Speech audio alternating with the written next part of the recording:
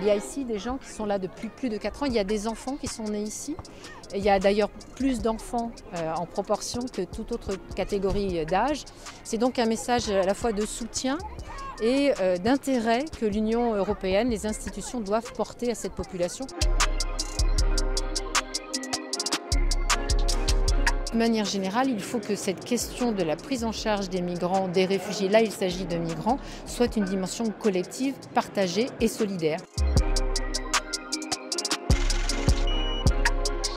Il y a une frontière qui est sous pression, avec 45 000 Syriens qui fuient Alep, qui fuient les bombardements, qui fuient l'enfermement et donc la mort peut-être. Et donc que cette situation n'est pas terminée et que l'égoïsme quelquefois dont il est fait preuve ou le repli sur soi dont il est fait preuve ne doit plus avoir droit de cité. Nous devons cette solidarité à tous ceux qui se battent pour une vie meilleure.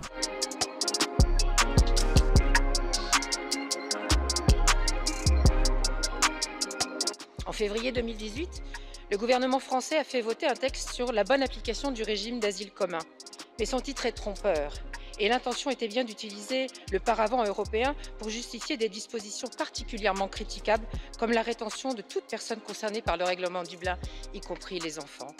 Et c'est la même chose cette semaine avec la loi sur l'asile et la migration qui, pour la résumer, déstabilise ou détruit ce qui ne fait pas problème et ne règle pas ce qui en fait.